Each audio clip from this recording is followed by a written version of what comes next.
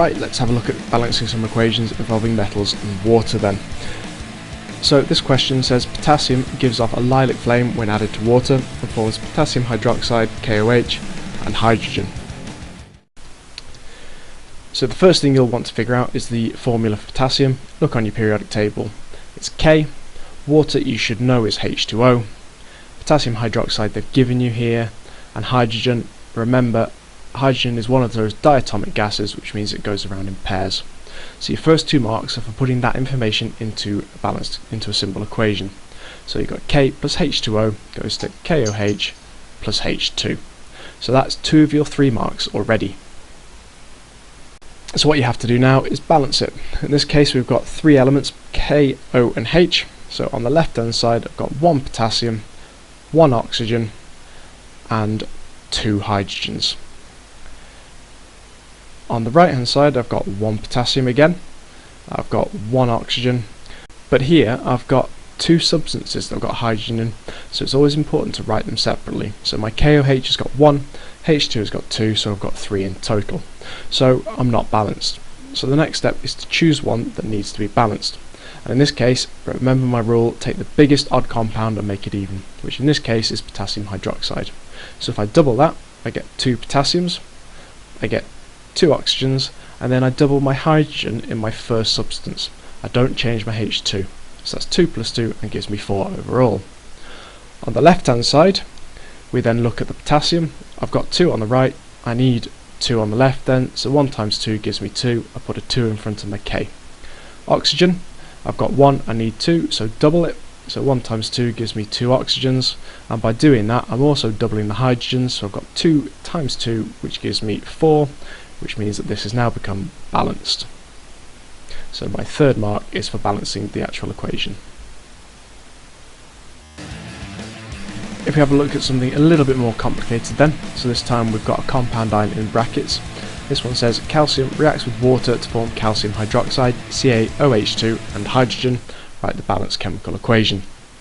So calcium is Ca, water is H2O, you've been given calcium hydroxide, and you should remember by now that hydrogen is H2.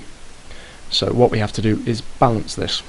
So on the left hand side I have 1 calcium, I have 2 hydrogens and I have 1 oxygen.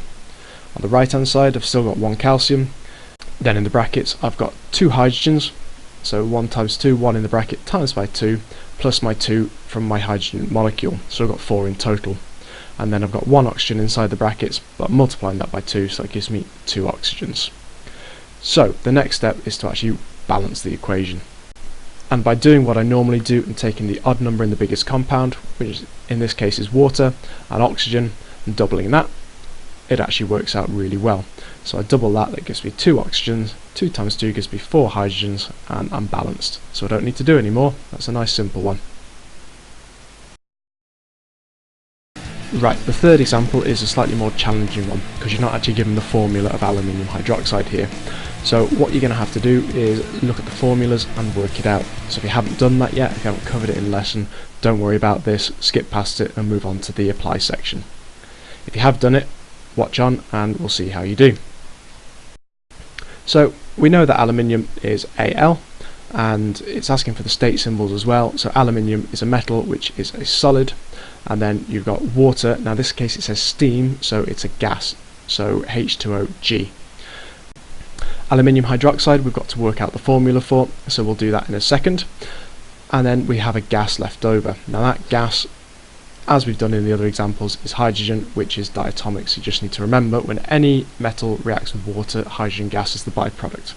So let's go on to the formula of aluminium hydroxide.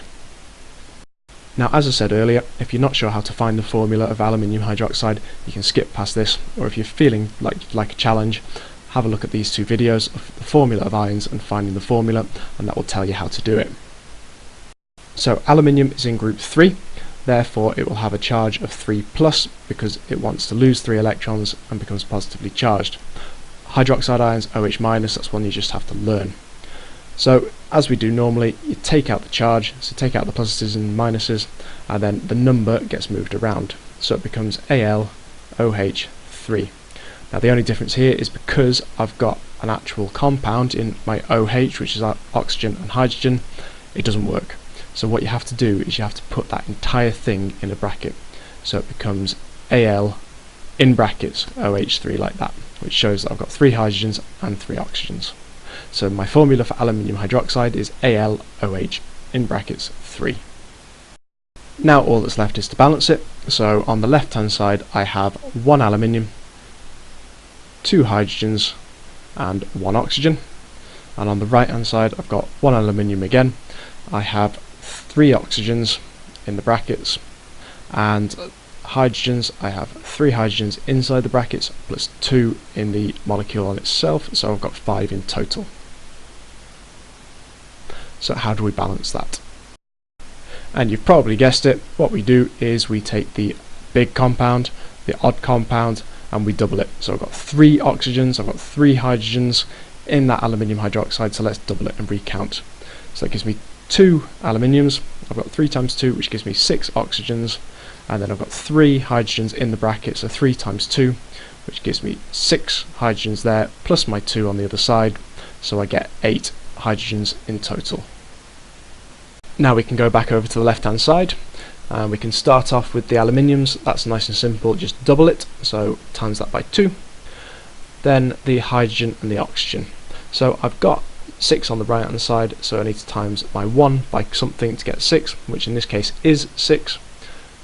So that gives me 6 oxygens, and then 2 times by 6 gives me 12 hydrogens. So all that's left to balance now is my hydrogen. Now I've got 12 on the left and 8 on the right. Now the difference here is I've got some of them coming from my aluminium hydroxide and some coming from my hydrogen.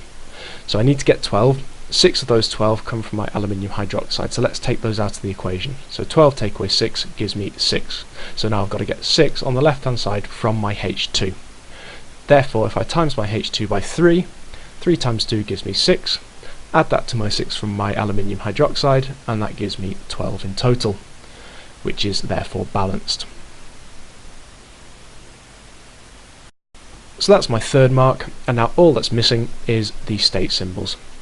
So remember to do that, that's an easy thing to miss. Now aluminium hydroxide, it says a solution. Now a solution means it's aqueous, so you put the AQ afterwards. And then you're left with hydrogen. Hydrogen's a gas, it tells you that in the question, so you put a G. And that is your final answer with 4 marks. Right, time for you guys to have a go at something then. So we've got 2 questions here that you should easily be able to do now, and 1 challenge question if you're feeling up for it. So the first question is cesium reacts with water to form cesium hydroxide, CaOH, and hydrogen. The second one is iron 3 reacts with water to form iron 3 hydroxide, FeOH3, and a gas. So write the balanced equation for both of those reactions, and then your challenge, if you're up for it, is write the balanced equation for the reaction between magnesium and water. So pause the video, have a go at as many as you can, and we'll see how you've done in a minute. Okay, let's see how you've done then. So the first one is cesium reacting with water. So cesium, you should be able to find on the periodic table, is Ca. Reacting with water, you should all know that is H2O. And then it gives you cesium hydroxide, CaOH.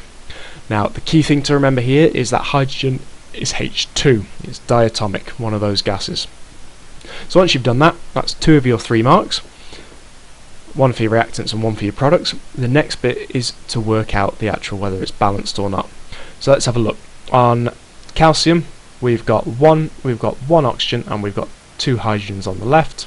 On the right, we've got 1 calcium, 1 oxygen, then we've got a hydrogen here and 2 over there, so we've got 3 in total. Now remember, it's important to write it out like this, because that just gives you that clarity when you're trying to balance it of where those hydrogens have come from. Your next step is to have a go at balancing. So choose one that's unbalanced. Now this looks like the one that's going to be easiest to do for me, mainly because these 2 are already balanced and this one isn't. So that's an even number, that's an odd number, let's make it even. And that's the one in CaOH. So if I double that, you'll notice this has now become 2 and I've got 4. So I've got 2 and 2 and 4. So none of this is balanced on the left hand side anymore. But what I can do is look at my calcium. I've got 1 on the left and 2 on the right. so let's put a 2 in front of there, and now my calcium is balanced. Then I've got hydrogen and oxygen. I need to double both of those, so that means I just need to put a 2 in front of my H2O. I do that, I get 2, 2 and 4, and therefore I get my third mark, and I'm balanced. Okay, let's have a look at question 2. So this one says iron 3, iron you'll find on the periodic table is Fe, reacts with water, so that water is H2O, and forms iron hydroxide, which you've been given. And then it says a gas. Now, if you can't remember that that's meant to be hydrogen, have a look through here. The only two things that could possibly give you that gas are hydrogen and oxygen. In none of the ones that we cover do you get oxygen as a product, so that gas has got to be hydrogen, diatomic H2. You just got to try and remember that. So let's count up then. I've got 1 iron on the left and 1 oxygen and 2 hydrogens. On the right I have 1 iron, and then I've got 3 of those oxygens in there and 3 hydrogens plus my 2, so that gives me 5 in total. So 3 from there, 2 from there. So let's have a go at doubling it up. Remember, we've got odd numbers in a big compound, so the first thing we do is double that and recount. So I've now got 2 irons, 6 oxygens, and 6 plus 2 is 8 hydrogens. Easy one to balance now is my ions. I've got 2 on the right, 1 on the left, so let's put a 2 in front of there, and that's balanced. Then we can go over to the oxygens. I've got 1, I need 6, so I need to put a 6 in front of my H2O. That doubles my number of hydrogens as well, so I've got 12. So now you're thinking, right, well I've got 8 over here and 12 over there. How do I do that? And that all comes down to why you write it like this, 6 plus 2. So if we take the 6 away from my 8 and from my 12, that gives me 2 on the right and 6 on the left. So I need another 4. So 2 times by what gives me 6? 3. I put a 3 in there, that gives me 6 plus 6 is 12 hydrogen, 12 on both sides. It's now balanced, and there's my third mark. Sometimes you do just have to play around with it, but this is the easiest way to do it, by doubling up that odd compound. Okay, let's have a look at the challenge then. So this one's writing the balanced equation for the reaction between magnesium and water. Again, only do this one, or only feel as though you should do this one after we've done the finding the formula section. So we have magnesium, which is Mg. We have water, which is H2O. To find the formula of magnesium hydroxide, the first thing you need to remember is that magnesium is Mg2+, and hydroxide is OH-. That OH- is something you just have to learn. You can't figure that out from looking at the periodic table. The next thing you do is you take away the charges and then swap them around. Then you put, because I've got a compound ion, you put that in brackets. Hopefully that does make sense to you. If not, don't worry about it. That's something we will go through. So I've got MgOH2, which is my formula for magnesium hydroxide. But as you need to remember, any metal and water, my gas given off is H2. So it's now a case of counting up. 1 magnesium, 2 hydrogens and 1 oxygen. And then on the left hand side I've got 1 magnesium, 2 oxygens, and then 2 hydrogens plus my 2 over here gives me 4. So the only thing that needs balancing here, I've got even numbers there, and although the magnesium is odd, it's odd over here, so that doesn't matter. I've got an odd number of oxygens here, so let's double that. It gives me 2, 4 hydrogens, and I don't need to do any more, that's already balanced. Okay, hopefully you got all of those right. If not, watch the video again. Talk to me if you're not sure. You can find me, if I'm not one of your teachers, on Facebook and Twitter. You can ask me any questions on there. And if you're feeling confident, see if you can do the review questions, which are: calcium reacts with water to form calcium hydroxide, CaOH2, and hydrogen, write the balanced equation for that one. And then your challenge is zinc 2 reacts with water to form zinc 2 hydroxide and a gas.